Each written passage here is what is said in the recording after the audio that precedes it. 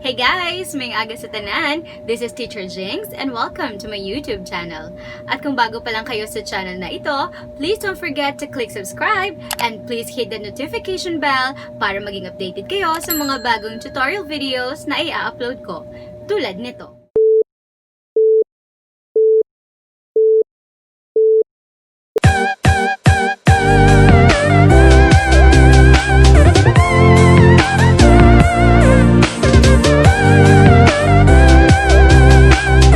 And for this video tutorial, tuturuan ko kayo on how to create and submit quiz assignment gamit pa rin ang Google Classroom. So get your laptop and let's all get started.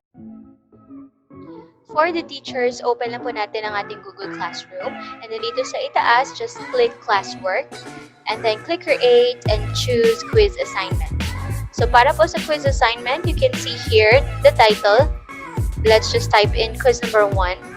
And then for the instruction, this is a quiz.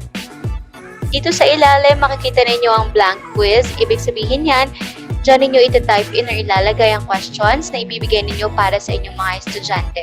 So let's just click that one. And then after clicking, makikita ninyo sa ibabaw or sa itaas na mayroong blank quiz. Lalagyan natin yan ng quiz number 1. And then for the description, quiz number 1.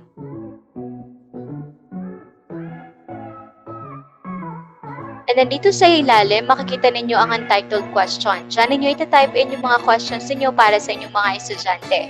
But for this portion, I'll just type in first, last name. And then dito sa gilid, makikita ninyo you can choose short answer, paragraph, or multiple choice. So we'll just have short answer.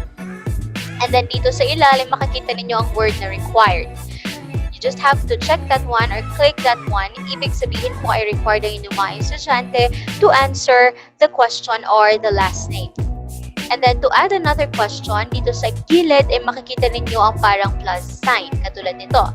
Just click that and then mayroon na kayong another question sa ilalim. So for this part, lalagyan ko yan or I'll type in first name. And then ganun pa rin, that would be short answer. And then don't forget to click required dito sa ilalim. And then click another one. Mag-a-add tayo ng another question. And for this part, lalagyan na natin ng question number 1. So this will be multiple choice, for example.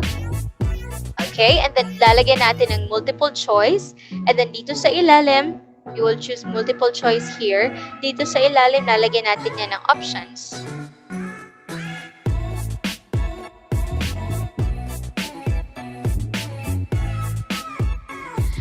So, after typing the options here sa ilalim, you can see answer key. Click po natin yan.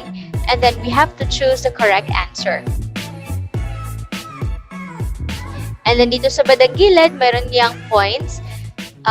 Lalagyan ko lang ng 3 points for that answer. And then, click done.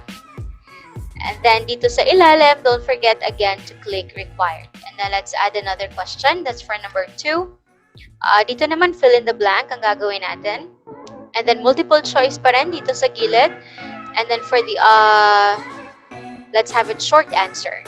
And then, for the short answer, click yung answer key. Lalagyan natin yan ng correct answer. And then, for the points, I'll have 5 points and then click done. And then, let's add another question. That's for number 3. Pwede naman tayo maglagay ng pictures. Itatry natin dito yan for number 3. And then, dito sa gilid, makakita kayo ng parang square na icon. Click nyo lang yan. And then, click browse. Pipili lang kayo ng picture na meron kayo sa inyong laptop.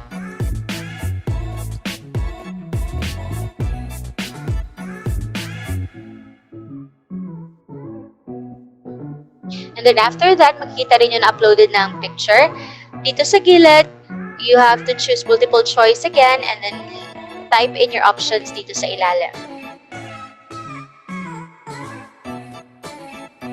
So after typing in the option, you have to click answer key and then choose the correct answer.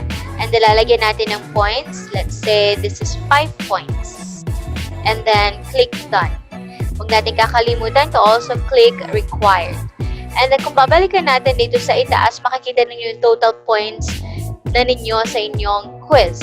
So, makikita ninyo dito, total points, we already have 13 points. And then, let's just add another question. For number 4, you can have multiple matching type, for example. And then sa gilid, just choose multiple choice grid. For the rows, I will be putting all the functions here. And for the columns, I will be putting or typing in naman yung mga terms. So after typing in all the answers, just click answer key. And then let's give the correct answer. And then dito sa gilid may mga corresponding points yan. I'll give 2 points each. And then you can click done. And then click natin yung require response in each row. So babalikan natin sa itaas. You already have 19 points for that. And then for the next question, let's have question number 5. Kung gusto niyo naman essay, pwede rin naman po yan. So dahil nga essay siya, we will choose here paragraph. And then just click answer key. And then for example, bibigyan natin to ng 6 points. And then click done. And then after clicking that, click nyo rin po yung word na required. So when you go up here, makikita ninyo yung total points. You already have 25 points. And if you think na okay na itong quiz ninyo, you can click the icon here na parang gear type dito sa itaas. And then pang-uncheck lang natin dito. You can check or uncheck this one. General, you have the presentation. Then you have the quizzes. So I'll just uncheck this. And then just click save dito sa ibabaw. And then if you are done, you just have to make sure na dito sa itaas, makikita mo yung all changes saved in Drive bago mo i-close yung tab na to. So let's just close this one. And then dito sa gilid, makikita mo for all students. So that was 25 points. And then due date, pipili lang tayo again. For example, July 29. And then for the topic, let's have it under lesson number 1. So if you think that it's already good to go, just click here, assign. Dito po sa itaas. And then after clicking assign, so you can see under lesson 1, you already have quiz number 1. So let's check. Just click view assignment and then here you go. Ito na yung mga questions na ginawa natin kanina lang. And then after that, para naman po sa mga estudyante, kung gusto ninyong makita yung quiz na binigay sa inyo ng inyong teacher, so dito po tayo sa classwork. Open nyo lang rin lang yung Google Classroom and then click classwork. And then makikita ninyo under lesson 1, meron na siyang quiz number 1. Click nyo lang po yan and then view assignment.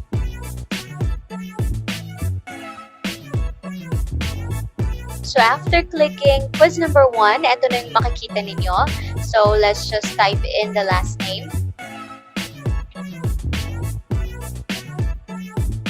And then you can just choose the answers here.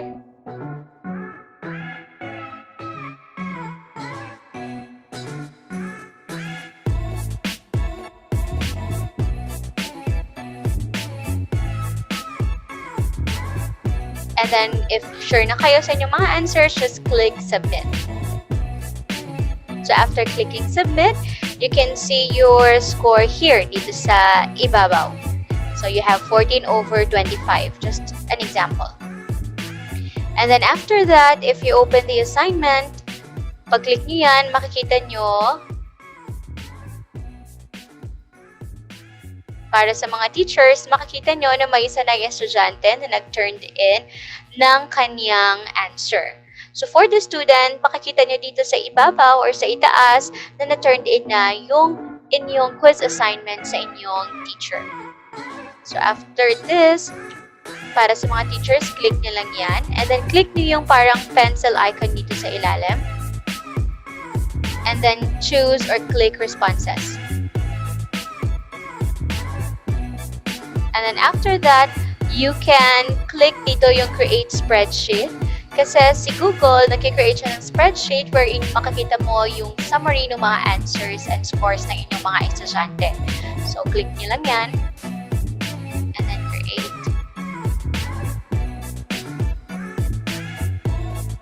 So, dito makikita ninyo sa spreadsheet na nandito yung score ng estudyante ninyo, yung name niya, and lahat ng mga answers na nilagay niya doon sa kanyang quiz assignment. So, pwede nyo ma-check yan dito sa spreadsheet or pwede nyo rin yang ma-record sa inyong class record mismo. So, I hope that you learned something from today, guys! At sana ay nagustuhan ninyo ang ating video tutorial sa araw na ito. Please don't forget to click like and hit that subscribe button for more video tutorials.